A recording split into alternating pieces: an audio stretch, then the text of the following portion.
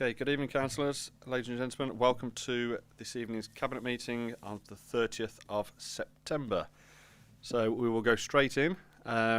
We all know it's being webcast. Apologies for absence. There are none. Everybody is present. Minutes of the meeting, of the last meeting, your wish I sign those as a true record. That is moved by Councillor Pritchard. I have a seconder. Councillor Farrell seconded that. All those in favour? Okay, that is unanimous. Thank you very much. Declarations of interest. Does anybody have any interest to declare in the following papers? Okay, no. In that case, we'll move on to item 4 of the agenda, which is question time. And as everyone will be aware, I've been begging the public to ask questions, or at least encouraging them. And I'm really pleased that somebody has taken that up. So we have a question this evening from Mr. Loxton. Mr. Loxton, would you like to come up and ask your question?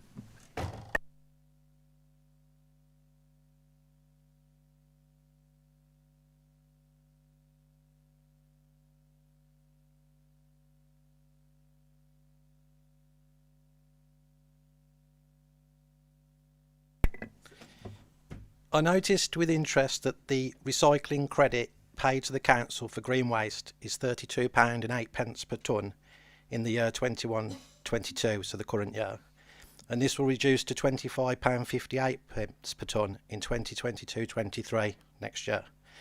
Could you please confirm what the recycling credit amounts have been each year since 2016-2017 and how much has been sent for recycling each of those years? Thank you. Thank you, Mr. Loxton. Councillor Daniel Cook. Thank you very much, Mr. Chairman, and thank you, Mr. Loxton, for your question. All tonnages are verified from the waste data flow system. I will, of course, email Mr. Loxton with these exact figures, save you writing them down if you wish. In 2016-17, the council collected 8,477 tonnes of dry recyclables and 6,061 tonnes of organic waste. It received recycling credits of £50.18 per tonne for dry and £49.10 for the organic. In 2017-18, the council collected 8,343 tonnes of dry recyclates and 5,426 tonnes of organic waste. It received recycling credits of £51.69 per tonne for dry and £50.08 for the organic. In 2018-19, the council collected 8,115 tonnes of dry recyclates and 3,468 tonnes of organic waste. It received recycling credits of £53.24p a tonne for the dry and £51.58 for the organic. In 2019-20, the council collected 7,774 tonnes of dry recyclates and 3,763 tonnes of organic waste. It received recycling credits of £54.84 a tonne for the dry and £45.08p for the organic. And finally, in 2021, the council collected 8,305 tonnes of dry recyclate and 4,117 tonnes of organic waste. It received recycling credits of £56.49 a tonne for the dry and £38.58 for the organic. Please recall we received these payments as we are the collection authority, but we are not the disposal authority, which is Staffordshire County Council. But under agreement, we saw end-to-end disposal of the waste, hence the credit. Thank you.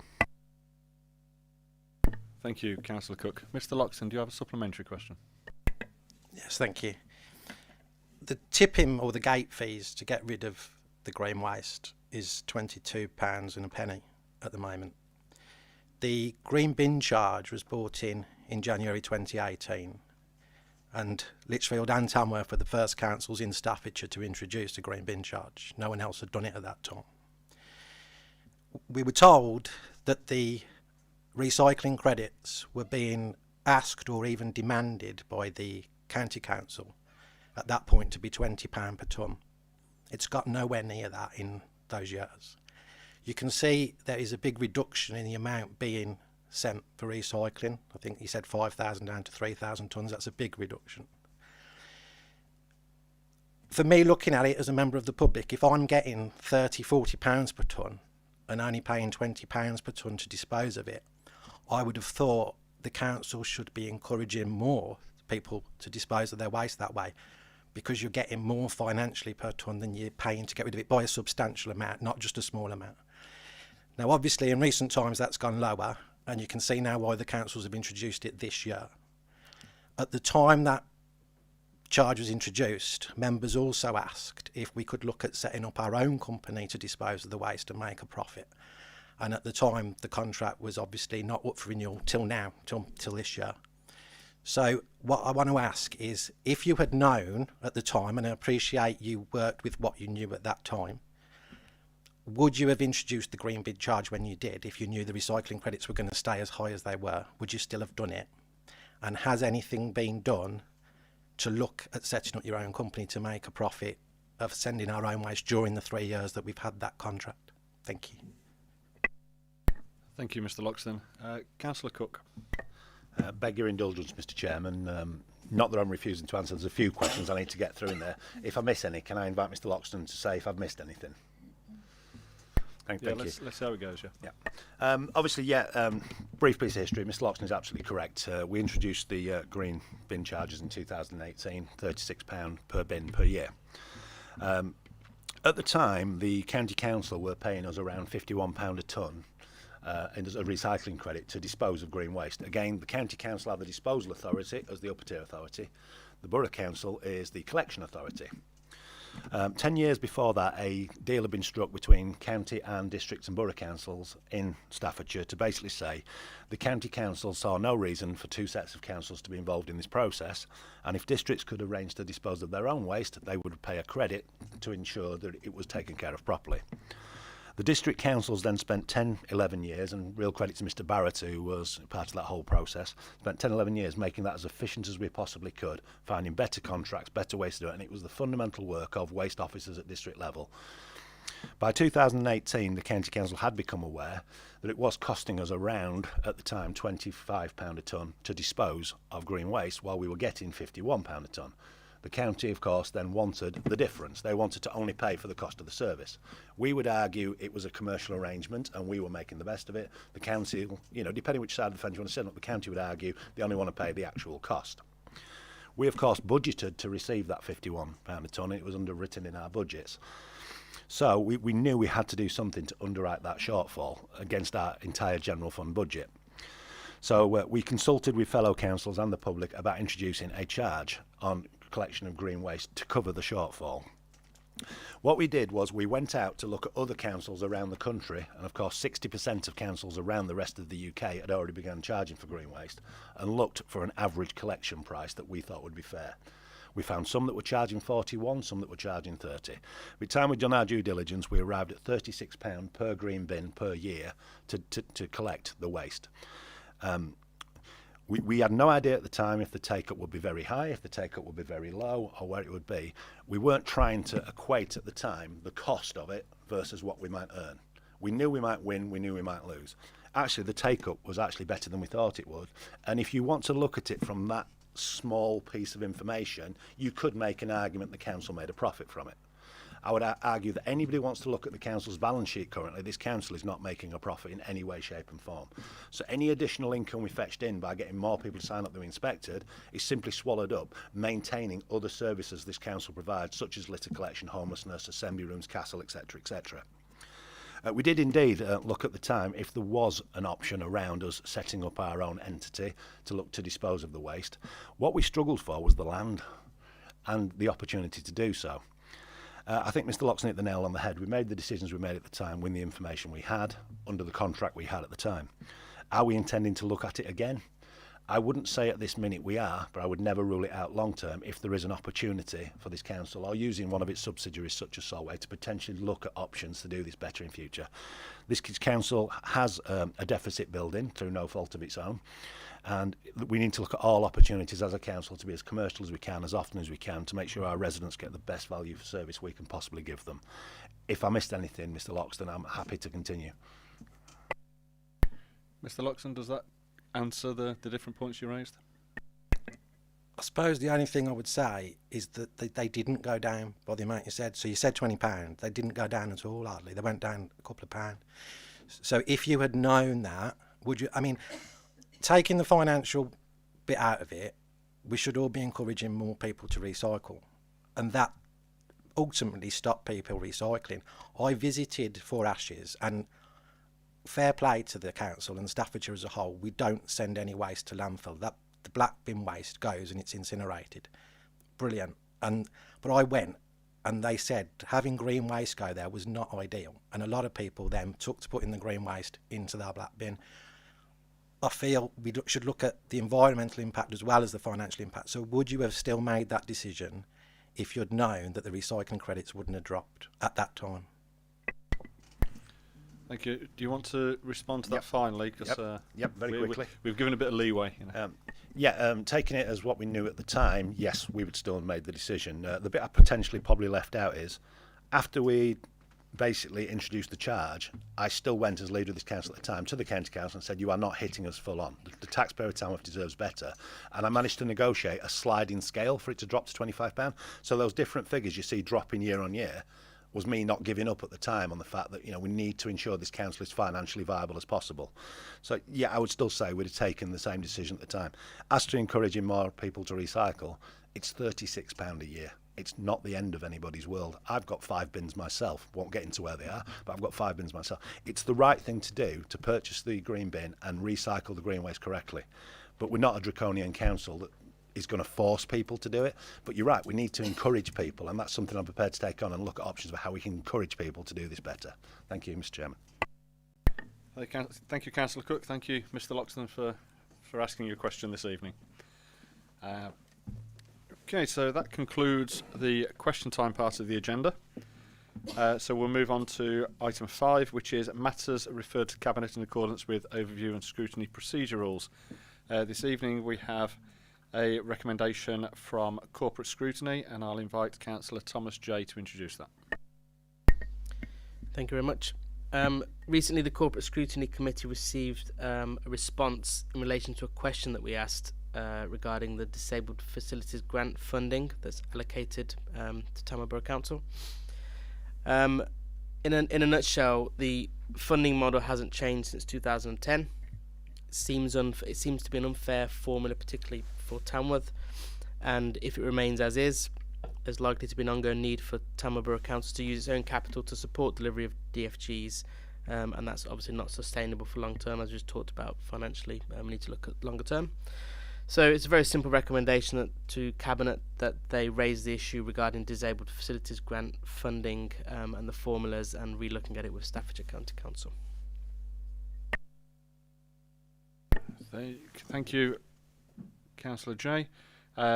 Members will see the front page includes the recommendation that Cabinet raise the issue regarding Disabled Facilities Grant funding with Staffordshire County Council through County Councillors. Any questions or comments on that recommendation or the report that Councillor J has brought? Councillor Cook. Yeah, thank you, Mr. Chairman. Just to fundamentally clarify, when Councillor J says we'll need to start using our own capital, we've been using our own capital for 15 years. It's a problem we've always had. We know the allocation we get under the old formula doesn't meet the demand in Tamworth. If I was to pull the figures out of the air, and Mr. Barrett might shoot me down, I think we're currently getting via Better Care Fund 410,000, give or take, and it costs us best part of 650 to 700,000 a year to service disability facilities grants. It is fundamentally right this council continues to support that element of our community to live the best quality life that society can possibly offer them. But I still argue it fundamentally remains unfair that district councils continue to deliver this, what I feel is a health function. We know it originally comes from, and I'm looking at Mr. Barrett to correct me if I'm wrong, the 1996 Construction Act originally gave the responsibility to district councils. We know at the minute, long term, it's going to become harder and harder to continue to fund all our capital budgets while we prioritise DFGs. We should continue to prioritise DFGs, but ensure they are funded correctly. So I welcome any comments from yourself, Mr. Chairman. And I may well use the privileged position to make those comments. No, I think your point about already using our own capital, and the reason we do that is because it's the right thing to do. So yeah, we shouldn't be doing it, but we choose to do it, and that's key. Councillor Joe, you wanted to respond? Just want to clarify what I said was likely to be an ongoing need rather than there will be a need. So, Thank you. Any further questions or comments? Councillor Pritchard. Thank you, Mr. Chairman. I think as long as I've been on this council, there's been a far greater demand for DFGs than we've ever had the resources provided by us by government or available through our own resources to fund. So it is an ongoing problem for the authority. The funding formula is unfair because you've got authorities like ourselves who are always, some years hundreds of thousands of pounds short, and you've got other authorities in the county with, hundreds of thousands of pounds more than they need. So it does need looking at, and for us particularly, it is a real problem, and one that has been a real problem for decades. Okay, thank you, Councillor Pritchard. And picking up that point, there are authorities, as you say, who receive more money than they spend on this grant, and unfortunately, the way the scheme works is that's theirs for them to do with what they wish, rather than it going back to the centre or to places where it will be benefit, such as Tamworth. Any further questions or comments from Cabinet members? Okay, the recommendation is on the front page that Cabinet raise the issue regarding disabled facilities grant funding with Staffordshire County Council through its county councillors. Happy to move that. Do I have a seconder? Councillor Pritchard seconds. All those in favour? That is unanimous. Thank you very much.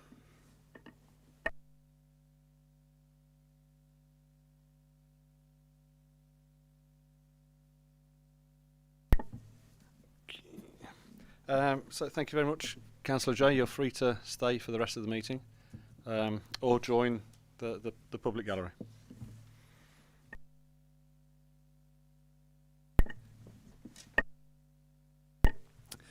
Okay, so moving on to agenda item 5, which is the Future High Street Fund update.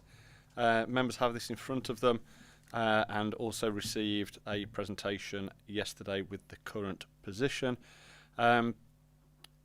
What I'd like to do is just take a second to pause and consider how we've got to where we've got to. The situation we're in now is we're providing updates through Cabinet and through scrutiny committees, and people are now seeing some of the plans that we've got for the town centre.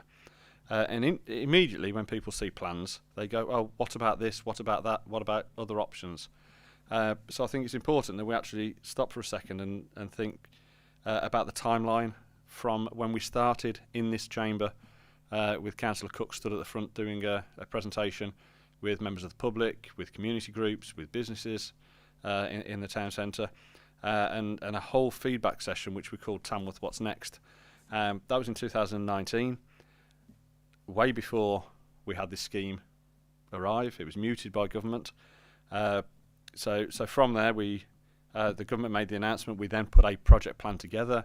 We used that information from that consultation to do so. And if members remember, we came out with 4 different projects to form that programme of works, which we then submitted to government. Went through a large cost-benefit ratio piece of work, a feasibility piece of work. Government, fortunately for us, awarded us £150,000 to then develop that into a proper bid and submission. Now that went in 2020, wasn't it? Early 2020, I think it was no, I think we submitted it. Yes, it was around June. We then, yes, that was the original bid we submitted in June. We then were told we hadn't made it for tranche 1, and I announced that at full council. In September, I announced that actually tranche 1 had been extended and we had made it, by which stage we'd already started to refine those projects down to 4 different projects, and we dropped one. And the reason that one was dropped was we couldn't get the cost-benefit ratio to deliver what we needed, what the scheme needed to deliver. It was about beautification, it was about change, but it wasn't. It couldn't generate the footfall and couldn't generate the wider benefits to businesses that the government were requiring from their income, from their investment. So we chose to drop that part of it. And then on Christmas Day, 1 minute past midnight, Boxing Day morning, we finally got the nod to say we'd been awarded £21.65 million towards the Future High Street Fund project that we'd submitted. So just to finish off Christmas, we got that fantastic news that the efforts of the council, particularly the staff, had got us across the line, and we had that award. So that £21.65 million forms part of a £44 million project, which we are now continuing to plan, continuing to put into place, and the project is this is for the update. The project is going well. We've now got surveys being done in terms of measuring and topography and what's actually under the ground. We've now got lead consultants tendered for and taken on. So we're now in a stage where we're really starting to see things moving, and that's took quite a while to get to. And there's no apology for that. We've got to get these right, and these things take years. The bits that the public see and businesses see are when we start actually putting a spade into the ground, and unfortunately, that's still not going to be for a significant period of time while we go through design and planning. So we've got some visuals that people have put together for us. But when we get to the next stage using these surveys of actual design and planning, that's when we'll start to see the real impact of what we're doing in the town centre. So just as a quick reminder, the key projects are the College Quarter, which involves moving South Staffordshire College from the current Tamworth campus into what used to be the Co-op department store. And the progress we're making on that at the moment is solicitors are agreeing between the Borough Council and the cooperative for that vacant possession by the end of this year. So we'll purchase that site from the Co-op. Middle Entry, discussions are continuing with the owners of Middle Entry to again achieve vacant possession of the units that we're able to purchase off them and take on. And they're also working, our consultants are also working with peer group about the improvements to the residual piece of Middle Entry. So this is about us purchasing an area, redeveloping it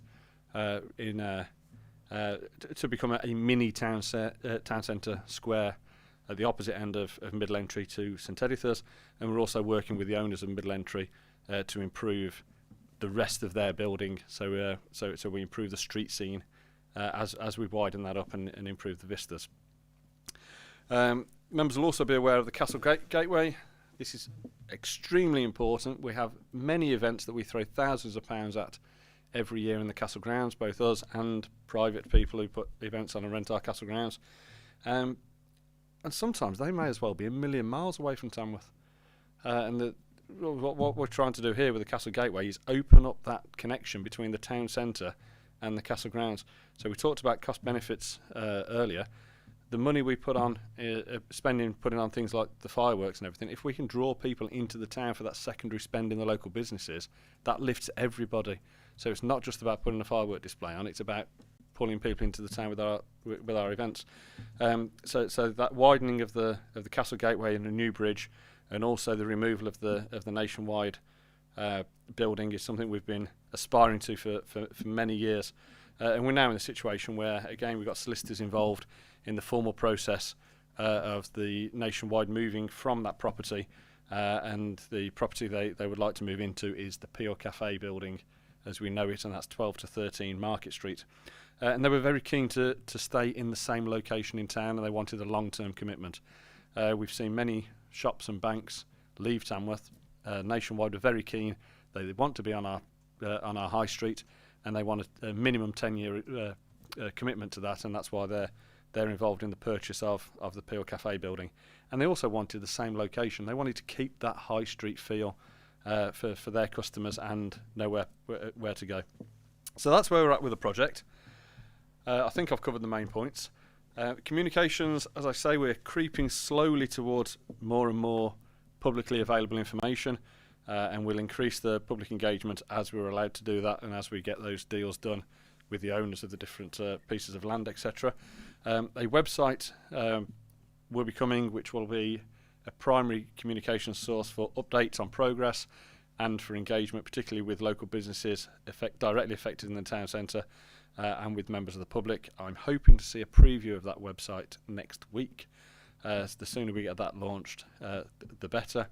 And we've also got a meeting with local town centre businesses on the 13th of October. I'm looking at the portfolio holder, he's nodding, excellent. And that's to engage with them as to hear their views, and also to explain to them how the process will roll out and how the actual physical building of this project will impact on them. So with that, happy to take any questions or pick up on any other comments, but ask the Cabinet note the update and endorse the report. Any questions or comments? Councillor Farrell. Thank you, Mr. Chair.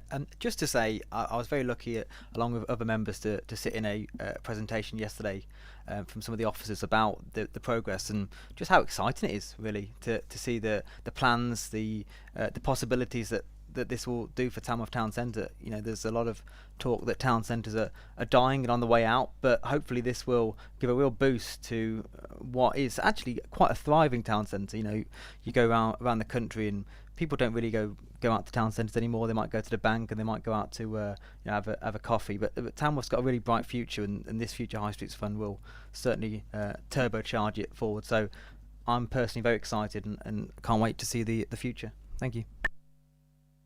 Thank you, Councillor Farrell. Councillor Cook.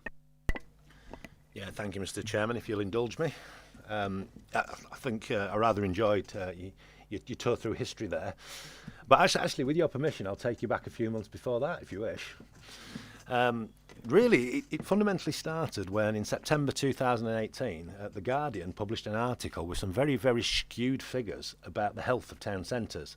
And they'd taken a 3-month window where businesses in town centres had closed down. What we'd seen through the recession and austerity is actually town centres' vacancy rates in Tamworth had stayed up rather well. And this particular 3-month window they chose, 2 national chains had gone bust and a couple of shops had gone. And it skewed our figures just because of that 3-month window. And they ran this article that showed Tamworth in the top 10 in the country of having dying town centres without doing any real work on how that came about. Before I could even answer it, the Tamworth Herald ran an article utterly defending Tamworth, you know, showing pride and encouraging the public to use their town centre. It was really, really quite touching. On the back of that, residents of Tamworth were emailing me left, right and centre, mainly people in their 20s and 30s, actually stating they were sick of the old arguments that it's all Tamworth Borough Council's fault. They were sick of the old arguments of, could we not fetch back the town centre we had in the 1960s and 70s? What their question was is, OK, it is where it is. What are you going to do about it?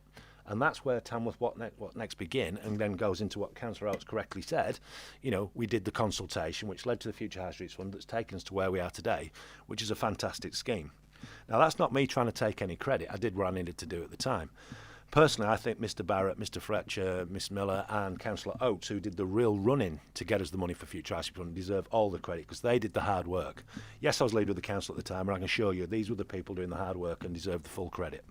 But I did hammer my name to the town centre in 2019, saying, finally, a politician's going to put his name to it and say, I'm going to do something about it. Fortunately, Councillor Oates did something about it and bailed me out. But yeah, it's a fantastic project. It needs to be delivered. I'm looking forward to standing in the assembly rooms with Councillor Oates, talking to town centre businesses on the 13th of October to explain what this means, and hopefully expand the conversation into what we're also doing, which is Gungate, which is next on our list. This council is going to fundamentally change the face of this town centre. And some very serious investors around the UK are starting to look at Tamworth and see what's going on and are taking some real interest. This is exciting. This is progress. This is the right direction. The days of it's all Tamworth Borough Council's fault are over. Thank you, Mr Chairman. Thank you, Councillor Cook. Councillor Pritchard. No, thank you, Mr Chairman. Much of what I wanted to pick up has already been said, but it's just a really exciting time for the town. We've got not only this project going through, we've got the Gungate site being redeveloped, and we've got other projects sort of in the pipeline, as it were. So we're going to see the town centre get the investment it wants. This is exactly why I wanted to be a councillor, to really improve our town centre and turbocharge our town's economy. So it's really just fantastic news, and I really can't wait to see this completed. Thank you very much, Councillor Pritchard. Any further comments or points? Mr Barrett, did you want to come in? Thank you, Chair. I think it's just worth saying that this is structurally transformational stuff that we've been lucky enough to be awarded grant funding to enable. It doesn't happen very often for a council to be able to deliver such an ambitious project. Coupled with all of our other regeneration opportunities, we're in a very, very good place. And as Councillor Cook said, there's quite a lot of national interest at the moment in Tamworth as a site to locate. We've already seen that with our housing. Houses are selling very quickly in Tamworth, and they're also increasing in value, which is good and bad. So I think we're in a very, very good place, and it's great to be part of it. So I think it's going to be a challenge. And I think there's still going to be some very difficult decisions that this council is going to have to make as we go along the way. But that's what councils are for, to put the infrastructure in place for people to come. Thank you. Okay, thank you, Mr. Barrett. I think I've said recently, we can't control what people do. We can't control business, but what we can do is create the right environment for business to thrive and for people to have what they need out of their town centres. The only thing I did miss when I talked about engagement and communications was that this update you've received this evening went through Infrastructure Safety and Growth Scrutiny Committee on the 15th of September, and the points they raised and the points that were picked up are available in their minutes, and you'll see from that they had a thorough piece of work and kept an extremely close eye on issues and raised some of the challenges that Mr. Barrett referred to there going forward, and we're reassured by officers and by the board looking at this that everything was being done to mitigate and to ensure that those risks don't actually materialise. So just thank them for that piece of scrutiny work on the 15th as well. If there are no further questions or comments, I've moved the recommendation. Do I have a seconder? Councillor Pritchard has seconded. All those in favour? That is unanimous. Thank you very much.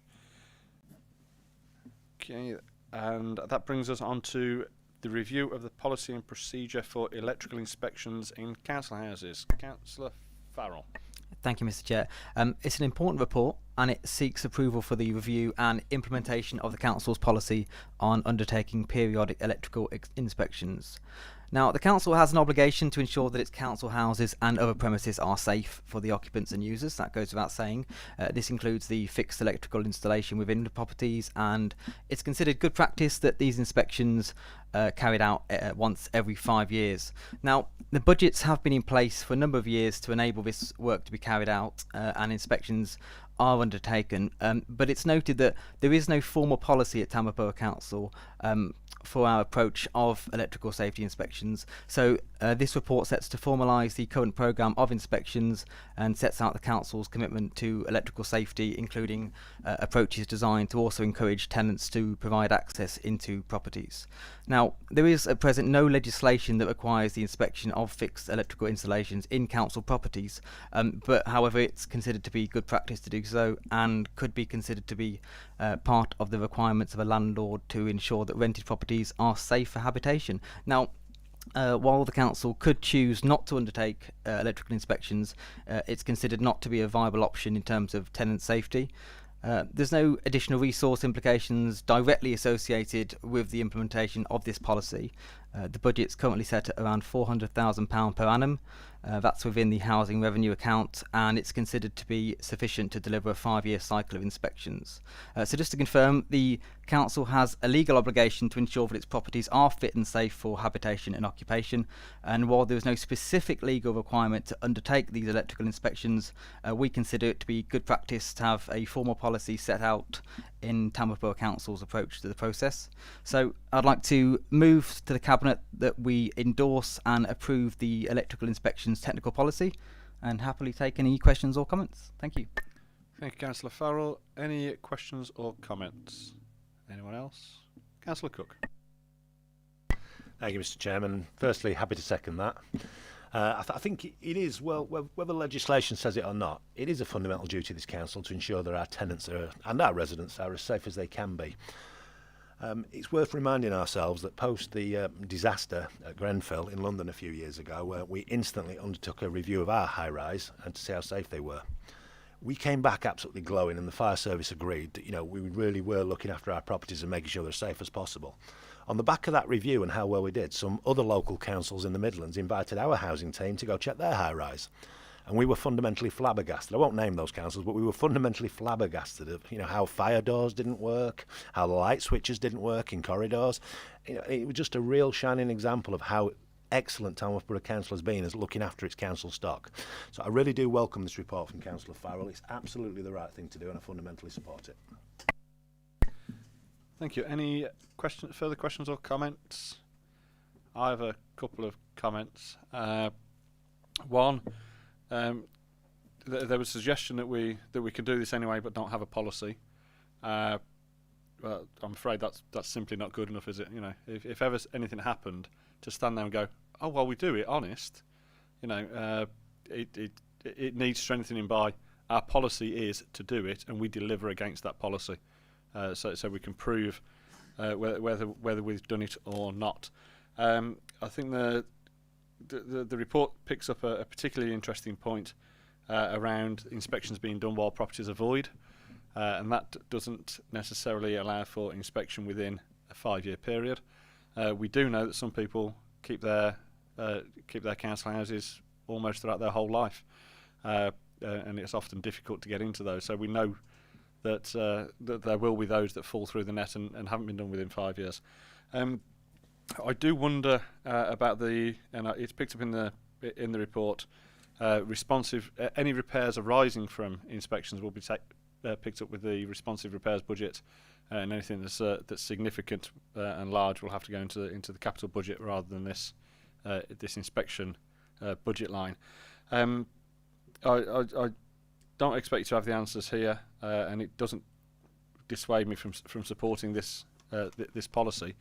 But I do wonder how draconian we could be, or how opportunistic we could be, and if we're doing an inspection on a fixed fitting and a tenant has put a ceiling fan in or had a ceiling fan fitted, you know, is that allowable so long as it's certified, or do we see what we see with voids, where we rip everything out, replace everything with standardised plugs and light fittings, and go, well, that was the standard?